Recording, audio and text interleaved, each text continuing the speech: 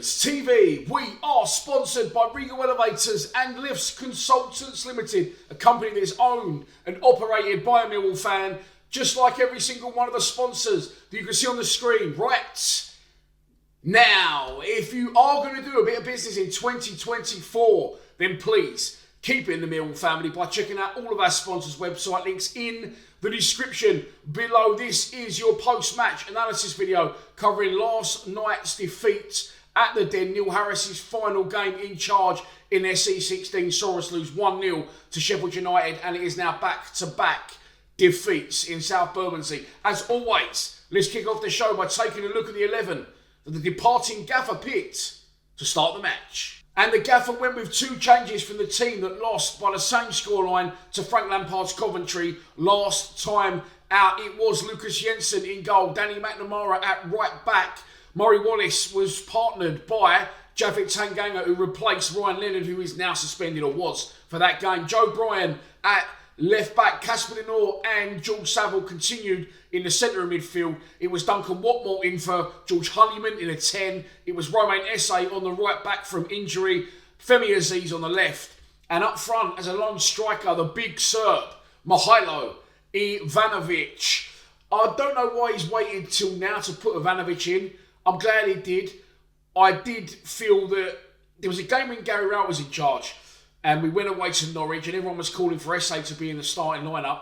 And he put Esse in the starting lineup that day. And I felt he threw Esse under the bus a bit, Rowett, in that occasion, because he was going to have to do a lot of tracking back. He weren't going to be able to show anything he had going forward. At the time, I didn't feel he had any tracking back or defensive qualities. And I feel a little bit with Ivanovic yesterday that maybe it wasn't the right time to throw him in.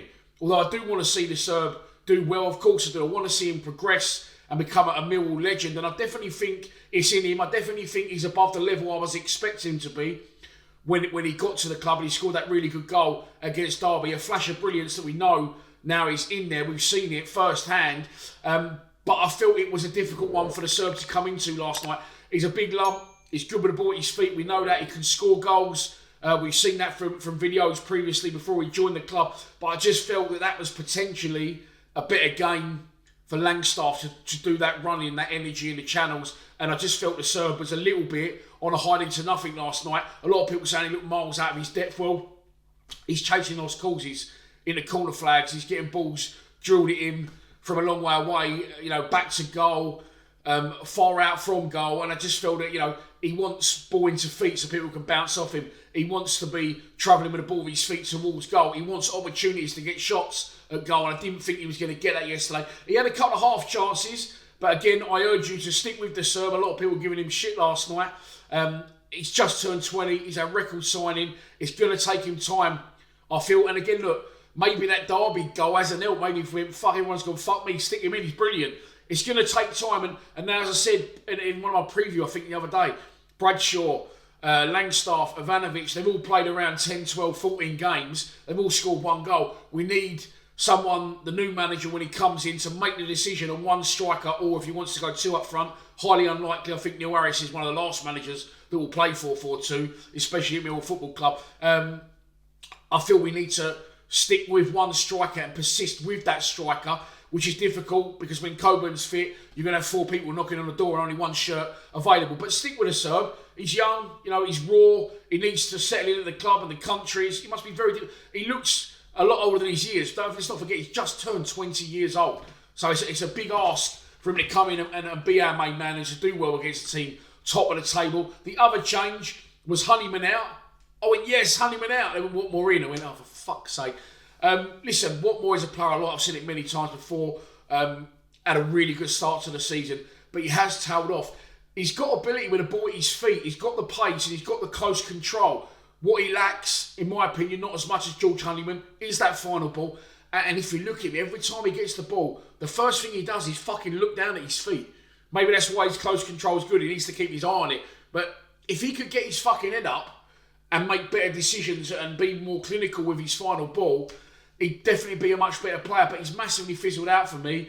And it was a little bit like the Spider-Man meme where they both look the same, stand there pointing at each other. He is better than Honeyman in that position. It is more of his position.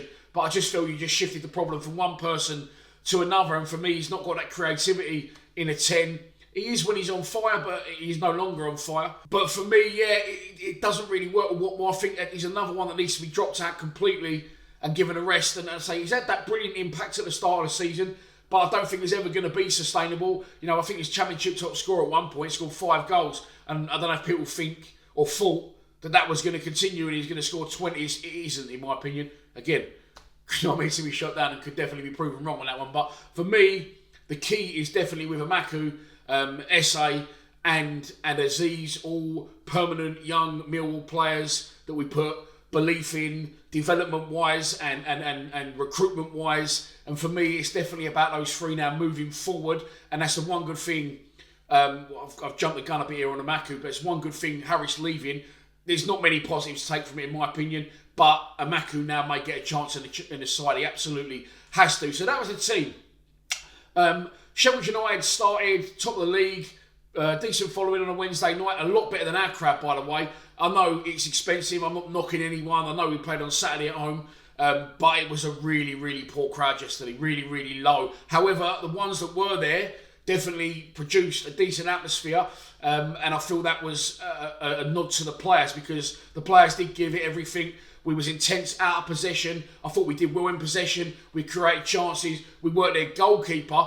They not so much in the first half. They had one early on, didn't they, where they broke lines and it went across the box from one side, come back from the other, and then Hamer probably should have done better, but didn't go with the outside. His foot went from the inside. He whipped it back across goal. Jensen was scrambling, rolling around in the net, and they didn't capitalise on that. But all they had other than that was their goal, which I'll get into in a minute. But in terms of our opportunities going forward, in that first half, we've had the corner from Joe Bryan where Tanganga arrives at the far post. I'm going to say, as I always do, was right behind that one. And I can see exactly what he was aiming for. That looping header back into the opposite top corner. Their keeper was scrambling. Actually lands on the top of the net in real time.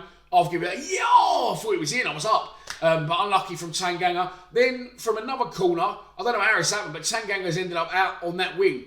And that's why in real time I said it was SA, just because I could see a player right over in the far corner, in the position he was in, cutting him from the left wing on the touchline and having a shot. But it's actually Tanganga, and he works their goalkeeper, gets a hand on it, pushes it onto the post, and then it goes away again for another corner. We had another one where we was running through the middle, went into Saville's feet, he sort of lost control. It went to SA, I think, come back to Saville, and in one motion he just swivels and hits it on the turn. Absolute rocket of a shot. Cannons off the post, so unlucky, and it falls to the feet of the big Serbian. It was a half chance, he come in quick, he was wide on the angle, but he ballooned it over the bar. He did drop to his knees, Ivanovic, and hold his head, or to his haunches. And then literally straight after that one, Aziz shows good work on the left, and he fires a shot across their goalkeeper. It's the target, hard and low, opposite corner. Did all he could do, in my opinion, Aziz. And then in this occasion, their goalkeeper gets down and gets another good, strong hand on it. And I was saying at that point, we don't want to get caught committing. We don't want to get caught with a sucker punch. I don't feel we was over-committing when they scored. I feel we was in good structure and in good shape. I feel it's a really good goal. It's the worst possible time to concede one, literally 3-4 minutes before half-time. It's a great long dive for their defender. I know Joe Bryan is getting a lot of shit for it, and people saying he's finished. Dare I say that's why he's at Millwall Football Club. You know, he's on a lot of money, we know. Previously a very good player. Played in the Premier League, got promoted with Fulham. I still think he's got his qualities, Joe Bryan, definitely. Still think he's got a bit on the pitch when the chips are down. He'll try and chip in and raise that and take a little bit of the responsibility with his experience. And the gaffer said that it was a poor goal to concede defensively. I think it's slightly harsh on Bryan. I just think it's a really good ball. It's inch perfect. It goes over his head. We saw it happen in the second half to their defender, but we didn't capitalise on it at times. This is the difference, and Neil Harris has said it. I said it in my full-time reaction, and Neil Harris said it in his post-match as well. Fine margins, you know, they didn't have a lot in the game, Sheffield United, but what they got, they executed with quality. The one chance they really forged, they scored a good team goal, long diag, over Joe Bryan's head. Let me know in the comments, should Bryan done better or was it a good ball? I think a little bit of both, in my opinion, sitting on the fence. Brought down by Hamer, brilliant touch, brilliant player, worth millions of pounds. He cuts in, and from the second he got it and cut in, I said they're going to score it on the live stream. Jensen can't do anything. He cuts the angle down a little bit, narrows it, but it's across to Brewster. Brewster taps in and celebrates like he scored in the Champions League final.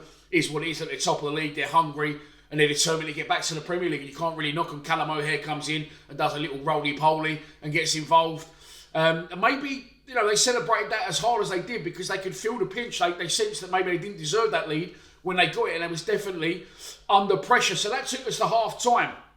In the second half, I've watched the highlights back this morning, as I always say to you. Less clear-cut chances, but equally as much pressure, in my opinion. We didn't forge that many chances. What Neil Harris did do is he went to a 4-4-2 and he whipped off, who did he take off? Aziz. He takes off Aziz and then he goes to 4-4-2. He puts Watmore on the left wing and he brings on Langstaff, who couldn't get into the game at all. And again, I'm not digging Macaulay Langstaff out in this occasion, in this instance, because it's hard to come on as a substitute when your team's losing and you get thrown on and saying, sort that out, try and get involved, try and link up with a big sub. They looked worlds apart, those two. It didn't look like they had any sort of partnership. And again, that isn't a criticism of either of those. Maybe they haven't been working on that as much as we potentially thought in training, and they just look like two solo players on the pitch that really weren't even playing on the same team, let alone the same forward line, and trying to get a partnership together. But we did press forward. I just wonder why Neil Harris goes to a 4-4-2 like he's done the last two games when we was losing. I do ask the question, why does he not have the confidence to start with that, and why he only wants to switch to it when we are in a losing position? But that's a question now that won't be answered and doesn't really need to be, because obviously he leaves the club after this coming Saturday's game against Middlesbrough. I was calling for a Maku. We was all calling for a Maku. In the live stream, everyone was calling for a Maku. Eventually he replaces Watmore, and I think that's a lot closer to a team that we would all rather see. Only time will tell, once again with formations, personnel, and that's all on the manager that comes through the door. But as soon as he's on a Maku, I said it in the stream, he will create 4 or 5 chances, which is exactly what he did. And we huffed and we puffed. The only thing I can say about Maku is and maybe it's because he's not had a lot of game time. Funnily enough, we're travelling to Middlesbrough on Saturday, not me personally. I won't be there, and the preview will be out for tomorrow for that. They showed Romain Esse's goal from our last trip to the Riverside, the opening day last season. I was there on that one. When Maku flicked it over their full-back, flew into the box, cut it back for Esse to score. Maybe he needs more game time, and that will come with more minutes. But I will say that Maku, and again, this isn't his fault, he gets in those positions, he gets the ball, all he's looking to do, nothing fancy, not looking to shirk the responsibility, he's looking to drive forward, and he's looking to hit that byline because he knows he's going to beat defenders every time. And a few boys were asked it last night saying, Alfie Gilchrist from Sheffield United was saying to other players, fucking come over, help me out, because this geezer was clearly roasting him every time. He flies to the byline. It's just his final ball in that instance, but I think it's because he's playing on the left. I know that now in this day and age, since the birth of Cristiano Ronaldo, the emergence of him, that everyone switches to these wingers that are on their opposite sides so they're good foot so they can cut in. Maku doesn't always cut in. He more than often goes on the outside, goes for the touchline, which puts him on his weak foot. So a couple of times when his crosses were coming in, they weren't of the best quality. A couple that he knocked in got knocked behind for corners, but he's always banging on that door, and he absolutely has to have a start. I think a new manager coming in, honestly, will get his players, he'll have a look in training, and I honestly think he'll say something on the lines of, fucking hell, who is this geezer? He's brilliant. Why has he not been playing? All this, he isn't the starter. I don't buy it. Of course he's a starter. Look, if you all want 4-4-2 and you want us to be more attacking, you can't then say Maku's only an impact player. Get him on the pitch from the start. Go for the jugular first off and first and foremost. And then if he doesn't work out, then okay. But at least we fucking had a go. At least we can try and get a lead instead of keep chasing games and trying to change formations towards the end of things. The one cross that did come in that was half decent from that side, Maku again was involved, but it's actually from Romain Esse. He cuts it back. Big Sir whips it left-footed first time. Defender in close attendance, a little bit wide of the goal. In real time, I said he may have felt he should have done better with the hindsight now and the glory of the highlights this morning. It was a half chance, and that's all it really was, half chances. For me, what we should have had at one point when one of the occasions Maku did cut inside instead of going outside, and he cuts between two defenders, is a stonewall penalty. We was very close to it where we sit. It looked like a stonewall penalty to me, and as Henry said, who was sitting next to me, why would he have gone down? He was in, he jinked between two, and he was in, he would have had a shot at goal. Why would he throw himself on the floor? I don't think he's that type of player, and for me, that should have been a stonewall penalty, but we don't ever get him at the end, do we? And other than that, in the second half, at the other end, for all the pressure we had, we didn't really force too many saves out their goalkeeper, but at the other end, I think they fired one high and wide, and one maybe into the side net, but Jensen rarely troubled in that second half, but it did end in yet another defeat back to back again. If you look at our fixture list 1-0, 1-0, 0-1, 0-1, 1-1, 1-1. We've still not lost a game by more than one goal all season. So in my opinion, we are definitely there or thereabouts. I don't want Neil Harris to go. I didn't want Neil Harris to go. He is going. And after last night in the Coventry game, in the Oxford game, and now one, obviously, no wins in 5, I do feel now, I'm not so sad about it. I do feel that it definitely has petered out and fizzled out. And maybe, as I said, this decision's been brewing for a while. And that can, potentially could have filtered down to the squad. And it does need a little bit of bounce and a little bit of a lift. He probably did a lap of honour at the end, to be honest. I was doing a full-time reaction into the phone, so I wouldn't have seen it. I did hear people singing Super Neil at points. It was a shame. It was an underwhelming way to bow out, in my opinion. But I felt the team give it everything. I felt it was streets ahead of our performance against Coventry. I definitely felt we deserved to win the game or get something out of it at least. But it hasn't happened, and we do lose against Sheffield United at the Den by 1-0. And so that's it all for this post-match analysis. I hope that you have enjoyed it. Games coming thick and fast, of course. I am going to film the preview tomorrow morning, and I'll get that out about 3 p.m. for Middlesbrough. I'm not travelling to Middlesbrough. My dad passed away a month ago today. I'm sure a lot of you know by now. I put it on social media. I've mentioned it on the channel.